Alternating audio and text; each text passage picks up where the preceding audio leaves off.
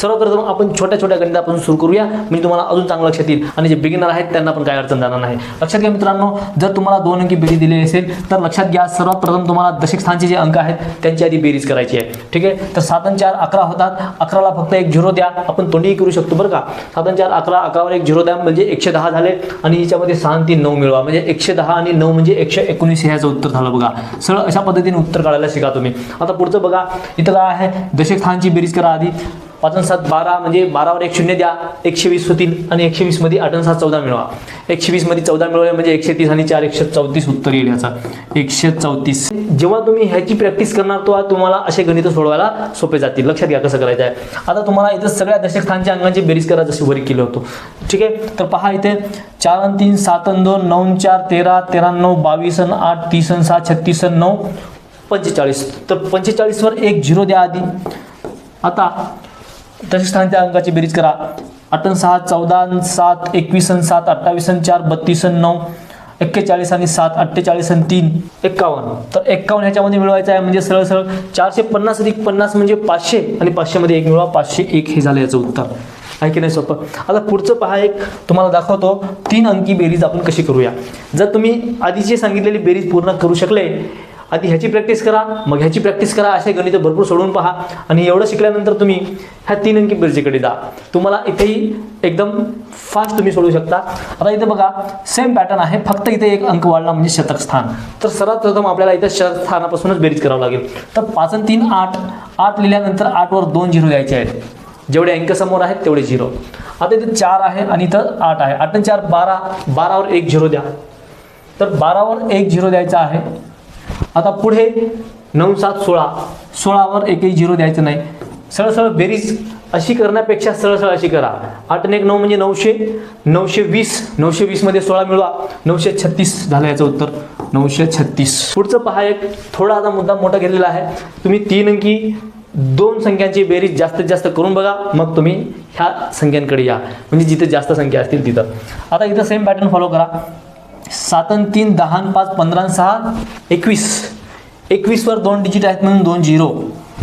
आता इथं दशक स्थानची बेरीज बघा.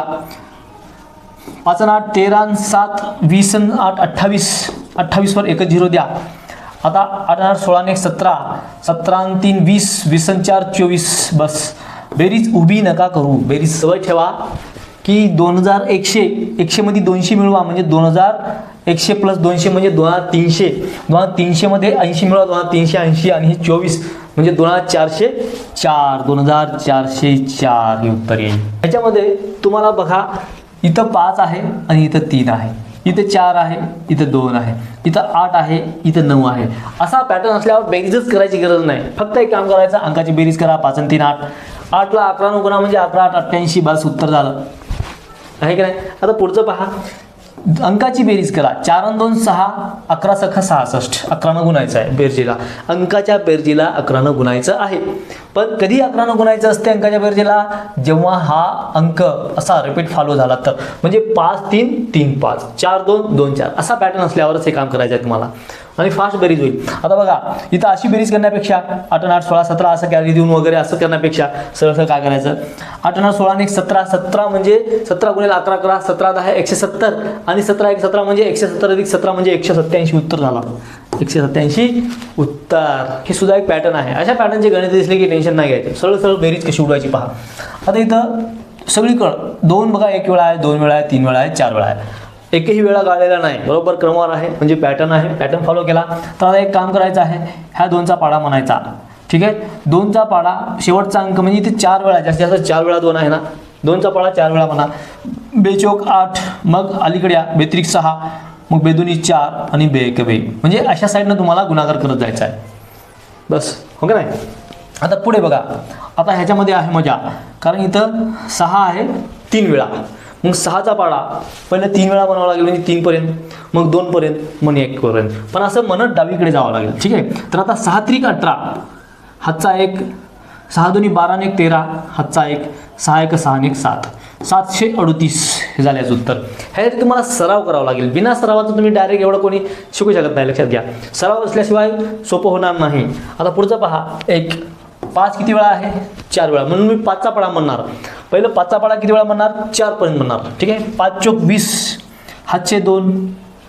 आता 5चा पाढा 3 पर्यंत. 5 त्रिक 15 आणि 2 17, हातचा 1.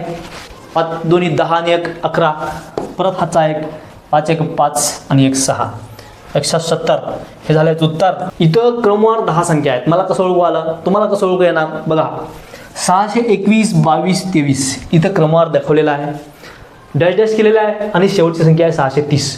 म्हणजे 621 ते 630 म्हणजे साहजिक 10 संख्या होतील, हे ओळखायला आलं पाहिजे. आणि जेव्हा असं असते तेव्हा फक्त तुम्हाला इथून 5वी संख्या शोधायची आहे. कोणती आहे ते? 5वी संख्या कोणती असेल?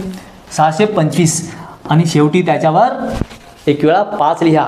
एक वेळा फक्त 5 लिहा. बस झालं तुमचं उत्तर. बेरीज काय करता बघा, कारण भरपूर जण जे आहेत अशा बेरजा करत असतील म्हणून तर त्यांनी फास्ट होतात ना. लक्षात घ्या. आता पुढचं बघा, पुढे मी असा प्रश्न दिला पेपरमध्ये आणि समजा फक्त एक गोष्ट समजून घ्यायची, याच्यामध्ये किती अंक आहेत? 10 अंक आहेत का बघा, म्हणजे 10 संख्या आहेत का बघा. 244 ते 253, 244 ते 254 जर असतात तर 11 संख्या असत्या. 53 आहे म्हणजे 10 संख्या आहेत. किती संख्या आहेत? 10. तर 244 नंतर 5वी संख्या कोणती आहे? 248. म्हणजे तुम्ही मोजून बघा ना, 44 45 46 47 48, 248 ही 5वी संख्या आहे. तर 248 वर तुम्हाला एक वेळा 5 लिहायचा आहे. बस झालं तुमचं उत्तर. आहे की नाही सोपं? आता पुढलं पहा. आता ह्याच्यामध्ये आधीच्या पेजवर आपण बघितलं की क्रमवार 10 संख्या होत्या, पण ह्याच्यामध्ये क्रमवार 20 संख्या आहेत. हे बी सोपं आहे, लक्षात घ्या. आता हे कसं ओळखायचं? 78 ते पुढल्या 88च्या आधी जे नंबर आहे म्हणजे 77 पर्यंत 10 संख्या होतात आणि 88 पासून परत 97 पर्यंत अजून 10, म्हणजे सरळ 78 ते 97 पर्यंत 20 संख्या होतात. आणि जेव्हा अशा 20 संख्यांचा क्रम तुम्हाला दिलेला असतो, ते नैसर्गिक संख्यांचा बरं असं दिलेलं असेल तर तुम्हाला फक्त ही संख्या आणि ही संख्या एवढ्याचीच बेरीज करायची आहे. 8 आणि 7 15, हातचा 1, 7 आणि 1 8, 8 आणि 16 आणि 1 17, 175 आणि ह्याच्यावर फक्त एक वेळा 0 लिहायचा आहे. 1750 तुमचं उत्तर झालं बघा. आहे की नाही सोपं? आता पुढलं पहा. याच्यामध्ये इथं तुम्हाला 5383 ते 5402 पर्यंतच्या संख्या दिलेल्या आहेत आणि त्यांची बेरीज विचारलेला आहे. आता तुम्हाला पेपरमध्ये थोडीसं देऊन राहणार, इथे 10 संख्या आहे, 20 संख्या आहे, 50 आहे, 100 आहे, असं काही देऊन राहणार नाही. पण तुम्हाला स्वतःला ओळखायचं आहे. कसं ओळखणार? लक्षात घ्या. इथे तुम्हाला 5383 दिलेला आहे. पुढच्या म्हणजे 392 पर्यंत 10 संख्या झाल्या. 392 पासून 402 पर्यंत म्हणल्यावर अजून 10 संख्या झाल्या, म्हणजे टोटल 20 संख्या आहेत. आणि जेव्हा 20 संख्या तुम्हाला दिसल्या तेव्हा सरळ एकच काम करायचं आहे, ही पहिली संख्या आणि दुसरी संख्या ह्यांचीच बेरीज करायचं आणि त्याच्यावर 0 द्यायचा आहे. खतम. बस. आता इथं 3 आणि 2 5 करा. इथं 8 प्लस 0 म्हणजे 8च. इथं 3 आणि 4 म्हणजे 7 आणि इथं 5 आणि 5 म्हणजे 10. पण एक 0 जर विसरले तर उत्तर चुकेल. बस झालं उत्तर. आता इथं बघा असा पॅटर्न आहे. सगळ्या संख्या क्रमवार आहेत, ते 1 पासून आहेत. 1 पासून सगळ्या नैसर्गिक संख्या आहेत आणि क्रमवार आहेत, एकही गाळलेली संख्या नाही. आणि बघा, कधी 10 पर्यंत आहेत, कधी 100 पर्यंत आहेत, कधी 1000 पर्यंत आहेत, कधी 10,000, कधी लाख पर्यंत जातील. असं राहिल्यावर एकच काम करायचं आहे, ह्याचा अर्ध करा. 10चे अर्धे 5, 5ला इथं लिहा, पण 2 वेळा लिहा. झालं उत्तर. पुढलं बघा. इथे 100 आहे ना, 100चे अर्धे 50, ह्याच्या अर्ध करा 50, 50ला 2 वेळा लिहा. बस. ह्याच्यामध्ये बेरीज करण्यामध्ये किती टाइम जाते? प्रत्येक जागी कमी नाही पडणार, हे मलाही माहिती आहे, हे तुम्हालाही माहिती आहे. पण काही जागी तरी माहीत असलं पाहिजे ना, कुठंतरी तुमचा टाईम वाचला पाहिजे. हे विचार करा, कुठंतरी तुमचा टाईम वाचणं आवश्यक आहे. कारण मॅथ सगळ्यांनाच येत असते, मॅथ जवळपास भरपूर जणांना येते, पण शॉर्टमध्ये कमी वेळेत कसं सोडवायचं हे बी आलं पाहिजे ना. आता सगळे गणित हे शॉर्ट ट्रिकवर नसतात, पण काही गणित असतात.